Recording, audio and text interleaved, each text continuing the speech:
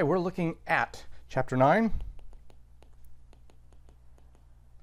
And this deals with demonstratives. And there are three different demonstratives in this chapter. Number one, hic, haec, hoc. And we'll talk about these in just a moment. Number two, ille, illa, and elude. And number three, iste, ista, estude. And that's how we refer to them. Hic, haec, hoc, ille, illa, elude, and iste, ista, estude. They are demonstratives. What do they mean? First of all, number one, hic, haec, hoc means this. Ille, illa, elude means that. And iste, ista, estude is one that we really don't have an equivalent for. It does mean that, but usually pejorative. In other words, not a good that. Oh, you're not doing that, are you? You know, we have one that. Hey, are you going to that bookstore? Are you going to that event? Or you're not going to that one, are you? We use the same one. The Romans have a separate one, which is very crazy, isn't it? They have a separate word for that, but they do. And they are demonstratives because they demonstrate, they point out, they show. It comes from monstro, which means to stro, monstro, monstrare, demonstrate this one, that one, the other one. So that's what they mean. Here's how we have come over the centuries to teach it in Latin. Let's look at hic, haec, hoc. Hic, haec, hoc. What that is this is equals the masculine, the feminine, and the neuter form. So we have, as you can imagine, nominative, genitive, dative, accusative, ablative. And then we have the singular and the plural. This is just how we do it. Hic, haec, hoc. Huius, huius, huius. Huic, huic, huic. Hunc, hanc, hoc, and hoc, hac, hoc. And then in the plural, he, hi, haec, horum, harum, horum, his, his, hos, has, haec, his, his. These are all 30 forms of hic, haec, hoc. These are demonstrative adjectives. That means they're going to modify a noun. So if I talk about this soul or spirit, I would say hic animus.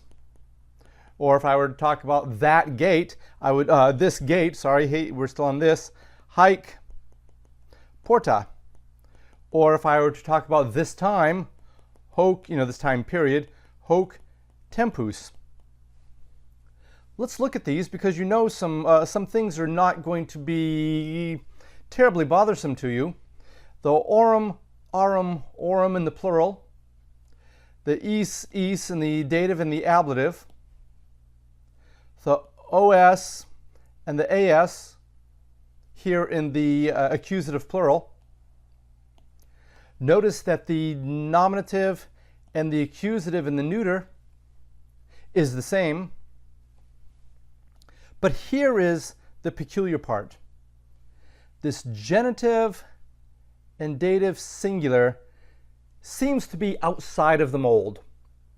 The hoc, hac, hoc we can accept because it has that long A, or single consonants. Hunc, okay, I can kind of accept that. It's not a am, but a hunc, honk, okay, I got it. But this huius, huius, huius, and huic, huic, huic is very peculiar to us. And so I think it's important to note that, and it's going to come up later in this chapter.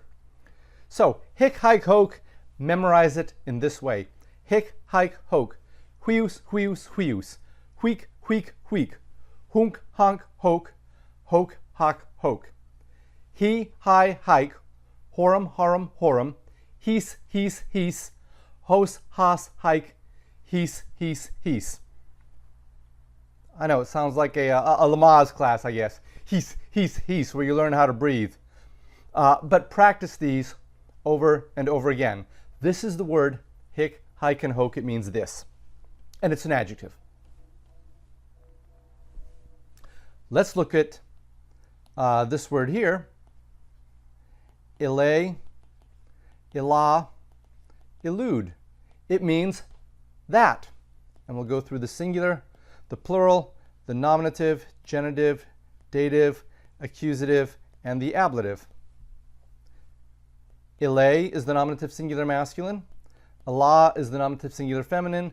Elude is the genitive singular neuter. Nominative singular neuter. Ilius, Ilius, Ilius, Ili, Ili, Ili, Ilum, Ilam, and in the accusative plural, the accusative singular of this neuter noun, it's the same, elude, ilo, ila, ilo. And in the plural, ili, let's correct that, ili, ili, ila, ilorum, ilarum, ilorum, elise, elise, elise, ilos, ilas, elise, and excuse me, got distracted by my crazy writing there.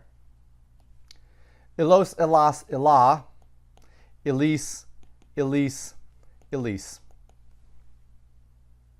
And again, just like in hic, hike, and hoke, we have this peculiarity, Elias, Elias, Elias, Eli, Eli, Eli.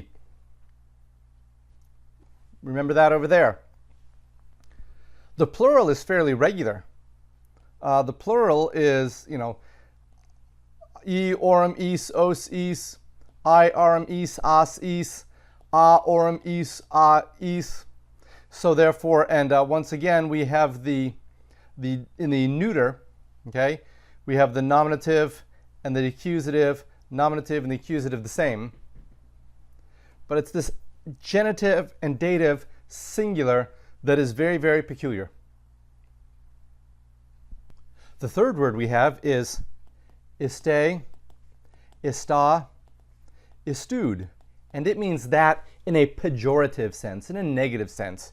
Let's get these in here. This is singular, plural, nominative, genitive, dative, accusative, and the ablative. Iste, ista, istude. Istius, istius, istius. Isti, isti, isti. Istum, istam, istude, because it's neuter. Isto, ista, isto. And then the plural, isti, it's very regular in the plural. Istai, but my writing is not. Istai, ista, istorum, istarum, istorum, istis, istis, istis, istos, istas, ista, istis, istis, istis. And there you have it. This word is, I wouldn't say it's rare, but we're not going to come across it a lot.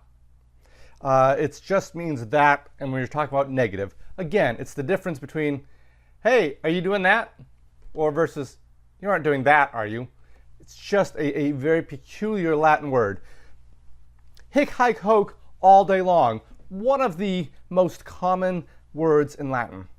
Ile, ila, elude. My goodness, yes, all the time. Very, very, very common. This iste, esta, estude, not very common at all.